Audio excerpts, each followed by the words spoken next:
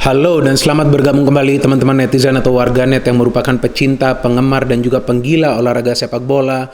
Di konten terbaru dari channel YouTube Triple B hari ini, saya ingin membahas beberapa pertandingan dari babak perempat final Euro 2020. Saya membagi pembahasan saya tentang babak perempat final ini ke dua bagian teman-teman. Jadi first part, yaitu konten ini saya akan membahas 4 pertandingan dulu. And then in the second part saya akan membahas sisa 4 pertandingan lainnya. Karena kalau saya jadikan satu, tentu durasi dari konten akan sangat panjang. Jadi lebih baik saya pisahkan. Dan kita tahu bahwa ada 4 pertandingan awal yang akan dimainkan ya. Yaitu pertama Wales versus Denmark, Italy versus Austria, Netherlands versus Czech Republic, dan juga big match Belgium versus Portugal. Saya akan membahasnya secara berurutan. Pertama adalah pertandingan antara Wales versus Denmark. Wales ya hanya kalah lawan Italia, itu pun dengan skor tipis. Ya mereka kalah dengan skor tipis sih, tapi secara permainan Italia mendominasi total permainan. Padahal Italia tidak turun dengan full tim. Tapi begitu banyak peluang yang diciptakan oleh para pemain Italia, sayangnya di pertandingan tersebut kan mereka mengistirahatkan 2 pemain depan mereka yang memang diandalkan untuk mencetak gol dan memang adalah pemain pilar, Immobile dan juga Insigne. Ya, sehingga memang Wales tidak bisa kalah dengan skor yang besar dalam pertandingan tersebut ya. Ya Wales mau cari draw pun sulit lah di pertandingan tersebut. Maka itu tadi saya katakan bahwa mereka tidak kalah dengan skor yang telak. Padahal kan sebelumnya Italia bisa mengalahkan 2 tim lainnya, Turki dan juga Swiss, dengan skor yang telak 3-0, 3-0. Seandainya Italia turun full tim, bisa jadi Wales juga menjadi korban pembantaian. Tapi ternyata karena memang Roberto Mancini perlu melakukan rotasi, ya karena posisi dari Italia itu sudah safe, sudah menang 2 kali di 2 match awal, ya tentu itu memberikan kesempatan juga bagi Wales untuk coba mencuri poin. Ternyata mereka tidak berhasil dan memang tidak banyak peluang dari Wales. Yang menjadi man of the match menurut saya bagi Wales adalah Danny Ward, penjaga gawang mereka yang melakukan banyak save dalam pertandingan tersebut. And so how about this match now lawan Denmark? Denmark kita tahu lolos in the last minute pada saat mereka bisa menang besar lawan Rusia dengan skor 1-4. Padahal kita tahu di 2 match awal mereka kalah lawan Finlandia, kemudian mereka kalah juga lawan Belgia. Dan yang saya perhatikan bahwa di pertandingan lawan Belgia sebetulnya Denmark memberikan perlawanan yang luar biasa. Dan bisa saja pertandingan tersebut berakhir dengan hasil imbang, tapi ya kita tahu Belgia kan punya pemain-pemain yang kreatif yang akan terus bermain kencang selama 90 menit atau lebih. Dan akhirnya mereka bisa mencetak gol kemenangan. Jika saya tidak salah tuh Eden Hazard yang memberikan umpan ke Kevin De Bruyne. Jika saya tidak salah ya, jika saya salah ya silakan kalian koreksi. Jadi memang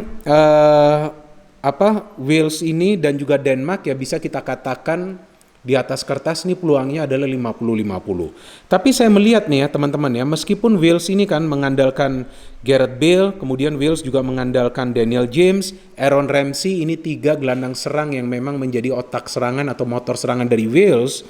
Tapi bedanya Denmark ini mengandalkan para pemain yang berada di lini tengah yang menjadi orkestrator dari serangan Denmark. Orkestrator itu artinya apa? Bahwa 4 pemain ini punya peran yang sama untuk membangun serangan. Ada 2 wingback, kemudian ada 2 gelandang bertahan yang sebetulnya juga bisa ikut membantu serangan. Plus mereka ada penyerang seperti Martin Braithwaite yang bermain di posisi second striker. Kemudian mereka juga ada Yusuf Poulsen sebagai target man mereka. Saya harus pakai kacamata nih teman-teman ya. Saya sulit membaca jika tidak pakai kacamata. So they have Yusuf Poulsen also. And jangan lupa juga nih Denmark punya lini pertahanan yang solid. Christensen asal Chelsea, Kjaer asal AC Milan, Vestergaard dan juga Kasper Schmeichel dari Leicester City. Bagi Wales memang mereka juga punya pemain-pemain yang handal di lini pertahanan. Ben Davies, Joe Rodon nih dua-duanya bermain di Premier League, Connor Roberts dan kemudian Joe Allen di tengah ya. Kiefer Moore juga ini target man yang memang sering menangi ya duel-duel di udara, dan saya kira Wales tentu akan keluar menyerang di match ini. Mereka percaya diri karena mereka kalah tipis lawan Italia, padahal secara permainan mereka tidak baik. Tapi Denmark saya melihat mendapatkan semangat tambahan setelah mereka bisa lolos dari grup ini di final moment, dan saya kira pertandingan ini meskipun atas kertas adalah 50-50, tetapi entah kenapa saya mengungguli Denmark 55-45. Menurut saya atau sesuai dengan pemikiran saya bahwa Denmark adalah tim yang akan terus menyulitkan tim-tim lainnya pada saat mereka sudah lolos dari fase grup. Jadi ini tim yang tidak bisa diremehkan teman-teman. Meskipun Wales kita tahu diisi oleh pemain-pemain yang bagus. Jadi saya pikir bahwa bisa saja Denmark lolos ke babak semifinal. And now to the second match, Italy versus Austria. Ya, kalau menurut saya Austria ini adalah underdog nih teman-teman. Dan mereka bisa lolos dari fase grup ya karena lawan mereka yang berat sebetulnya itu hanya tim nasional Belanda. Dan saya terkejut di pertandingan lawan tim nasional Belanda, Austria berani bermain terbuka. Ya itu mengundang bahaya sih sebetulnya karena kita tahu bahwa para pemain Belanda juga memberikan pressure yang memang luar biasa ya kepada setiap lawan yang mereka hadapin. Dan ternyata di luar dugaan Belanda nih permainannya bagus. Di Euro 2020 kan buktinya mereka bisa menang terus. And Austria akan berhadapan dengan Italia yang menang terus di fase grup, tidak kemasukan gol. Dan rekor Italia sejak ditangani oleh Mancini yaitu mereka adalah tim yang pelit ya dalam urusan memberikan gol kepada para pemain tim lawan. Kan sudah puluhan pertandingan terakhir Italia tidak kemasukan gol. Dan ini tentu adalah lawan yang ideal bagi Italia. Austria, ya kan? Apa yang perlu dikhawatirkan oleh Roberto Mancini dari Austria? Sebetulnya dari materi pemain Italia unggul, ya kan? Tapi yang perlu dikhawatirkan bahwa Italia kali ini untuk pertama kalinya di Euro 2020 tidak akan bermain di kandang mereka sendiri. Mereka akan bermain di luar. Mereka akan bermain di kandang tim nasional Inggris, right? Wembley Stadium. Ini tentu pengalaman yang baru bagi para pemain. Ya, mungkin mereka sebelumnya pernah bermain di sana, tapi ini kan kita berbicara soal event besar. Mereka harus berpindah ke venue lain. Tentu tidak akan mudah bagi para pemain Italia untuk bermain seperti di fase grup. Mereka tentu akan bermain lebih berhati-hati, tetap attacking mode, tapi tidak seliar atau tidak seberani seperti di fase grup. Itu menurut pemikiran saya. And from Austria, mereka tidak khawatir tentang apapun. Mereka sudah lolos dari fase grup saja menurut saya sudah merupakan keberhasilan mereka. Dan mereka punya materi pemain yang merata. Betul, mereka ada David Alaba, ya kan, yang pernah menjadi man of the match di salah satu pertandingan fase grup, saya pikir lawan Macedonia Utara. Kemudian mereka punya Arnautovic, mereka punya Sabitzer, mereka punya Leymar, Schagler, penjaga gawangnya juga lumayan bagus, Bachmann. Jadi tim ini tidak punya beban sama sekali, istilahnya nothing to lose. Ya menurut saya sih Italia akan unggul, tapi tidak dengan mudah. Dan bisa jadi pertandingan ini akan diselesaikan melalui perpanjangan waktu. Austria tidak akan mau keluar menyerang. Mereka akan menunggu di belakang dan sesekali melakukan counter dan berharap para pemain Italia melakukan kesalahan. Ya, karena menurut saya yang bisa mengalahkan Italia adalah para pemainnya mereka sendiri. Karena secara permainan memang mereka menunjukkan permainan yang solid, rapi, kerjasama juga bagus. Dan memang kita tahu bahwa di final match lawan Wales kan, mereka tidak memainkan pemain-pemain inti mereka, so they must be fresh. But still it will not be easy. Jadi menurut saya 55 bagi Italia, 45 bagi Austria. And now to the third match, Netherlands versus Czech Republic. Kita tahu Belanda di fase grup sempurna. Di belakang mereka punya pemain-pemain yang kuat, Blind pemain berpengalaman, De Ligt pemain muda yang memang kuat, De Vrij juga pemain yang kuat, Dumfries bintang baru dari tim nasional Belanda, De Jong, De Roon. Waduh, ini pemain-pemainnya sih sebetulnya sih ya menurut saya bagus-bagus ya dari Belanda ya, tapi di depan ini nih ya mereka tidak punya target man. Depay dan juga Malen bermain ya dengan shifting position. Wijnaldum maka itu menjadi top scorer sementara dari tim nasional Belanda dengan 3 gol. But still ini tim yang menurut saya ya punya attacking power yang luar biasa walaupun ya mereka juga sulit mencetak gol. Memang kita lihat banyak gol yang telah dicetak oleh Belanda tapi kan tidak semuanya dicetak oleh para pemain depan mereka. And from Czech Republic ini sama seperti Austria nih, mereka tidak punya beban sama sekali. Ada Patrick Schick, ya kan ada Thomas Soucek yang bermain di Liga Inggris, ada Koval yang bermain di Liga Inggris, penjaga gawangnya juga Wachlik bermain di Sevilla. Kemudian mereka punya Masopust ya, saya tahu Masopust ini karena dia bermain di Slavia Praha, di mana kita tahu bahwa Slavia Praha berhadapan dengan Arsenal di Europa League. Jadi saya tahunya seperti itu dan mereka akan bermain terbuka menurut saya Czech Republic. Mereka tidak akan bertahan lawan tim nasional Belanda. Dan kita tahu bahwa tim ini di pertandingan-pertandingan fase grup selalu bermain terbuka. Lawan tim nasional Inggris pun mereka berani bermain terbuka.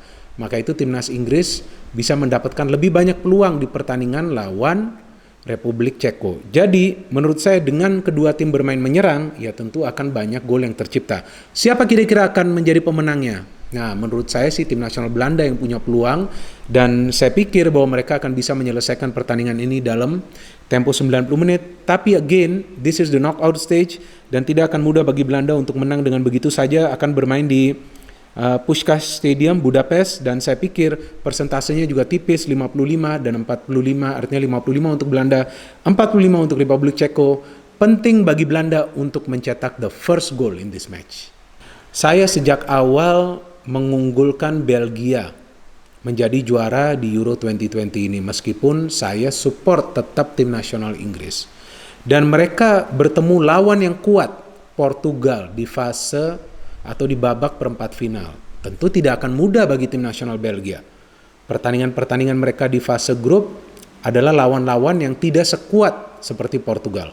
Portugal sudah punya pengalaman berhadapan dengan Jerman, Prancis, kemudian juga dengan Hongaria. Dan sebetulnya menurut saya mereka tidak impresif. Ya, mereka beruntung bisa meraih hasil seri lawan Prancis dan lolos. Ya memang mereka akan lolos sih ya, karena kan memang Hongaria seri lawan tim nasional Jerman. Tapi mereka tidak impresif. Dan mereka bisa mencetak gol itu lebih banyak dari penalti. Ya jika Bruno Fernandes tadinya diberikan kesempatan untuk mengambil penalti, ya mungkin dia yang cetak gol, bukan Cristiano Ronaldo. Tapi kan itu adalah tugas Bruno di MU. Kalau di Portugal kan adalah Ronaldo. Jadi kedua tim ini dipenuhi oleh pemain-pemain bintang. Ada Eden Hazard di Belgium, walaupun dia tidak selalu menjadi starter.